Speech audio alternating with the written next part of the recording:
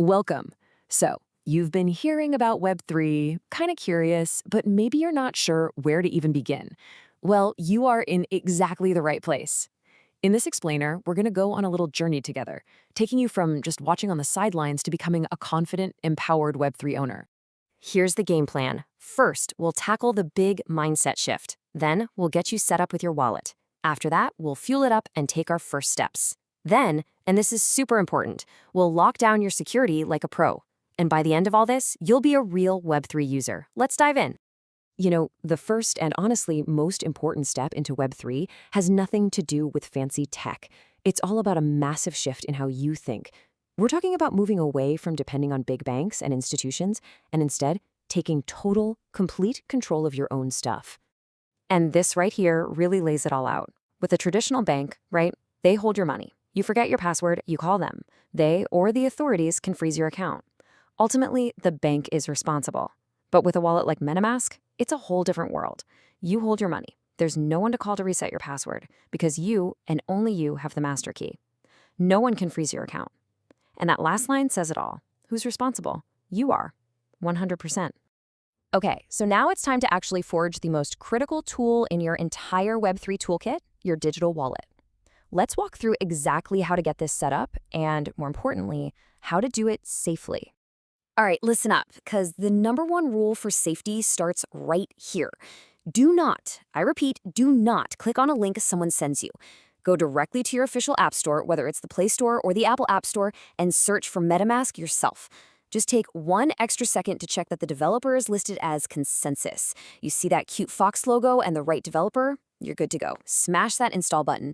Now, during the setup, you're going to be given something called a secret recovery phrase. Please pay very close attention here. This is not just another password.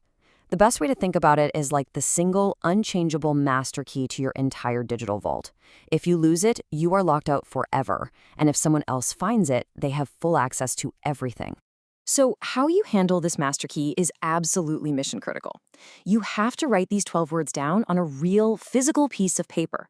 Then store that paper somewhere safe, somewhere offline.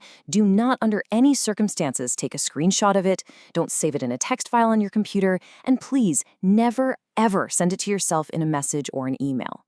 Anything digital can be hacked. A piece of paper in your drawer can't. Just let that sink in for a second. There's no customer service to call. There's no I forgot my password link to click. This is the deal with Web3. The total freedom comes with total responsibility. The security and the risk, it's all in your hands now. Awesome. Your wallet is set up, it's secured. Now it's time to actually do something with it. Let's cover the absolute basics you'll need to know for your first quest on the network. Okay, you're going to hear the term gas fee thrown around a lot. Don't let it scare you. The analogy is perfect. It's just fuel for your car. To get anywhere on the blockchain highway, your car needs a little bit of gas. Every single action you take needs a tiny fee to get processed by the network. On the Polygon network, that fuel is called Pol. Simple as that. No gas, no go.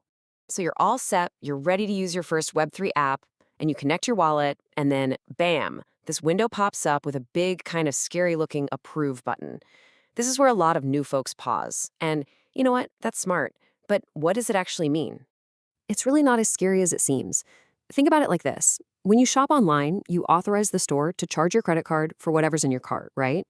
Approve is kind of the same thing. You're just giving that specific website permission to interact with a specific token in your wallet for the one specific thing you're trying to do.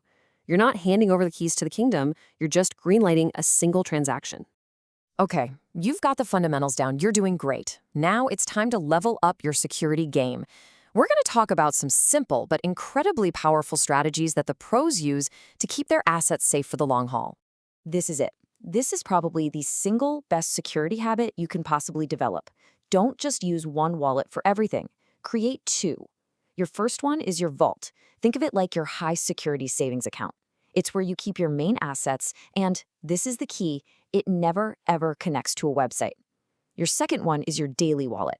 This is like the cash you carry in your pocket. It only holds small amounts that you use for daily transactions and connecting to apps. And the beauty of this strategy is how simple and effective it is. Look, if your daily wallet ever gets compromised, if you click a bad link or something, the bad guys only get access to your pocket money. Your life savings? They're totally safe, tucked away in your Vault wallet that has never touched a single risky application. This separation is your best firewall. Okay, that makes sense, right? But it brings up a good question. What about all those websites you've already given permission to with your daily wallet? Leaving those old connections open is kind of like leaving old house keys with people you don't even talk to anymore. It's just good security hygiene to do a little cleanup now and then. Luckily, there are amazing tools for this like revoke.cash. It's super easy. You go to the website, you connect to your daily wallet, never your vault, and it'll show you a clean list of every single permission you've ever granted. If you see a site you don't use anymore, or one you don't even recognize, you just click revoke and boom, their access is cut off for good. Making this a regular habit is a total pro move. So let's just take a breath and look back at what we've just done. You have literally just learned the core skills that separate someone who's just watching from someone who is an active, empowered user in this brand new digital frontier. I mean, just think about what you can do now. You can set up your own wallets, you know how to handle its master key, you can check transactions, you know what approve means, you can use a pro-level security strategy.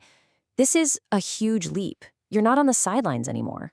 And that's the real magic here. It's not about just reading articles or watching videos anymore. By actually setting up and securing your own wallet, you have officially moved from theory into practice. The equation is live. You are an active player in the game now. And that brings us to this final thought. In any formula for success in Web3, there are a lot of variables. But the one variable that you just switched on is you. You, the person who gets it, who is in control of their own assets, and who takes their own security seriously, that's the most powerful piece of the entire puzzle.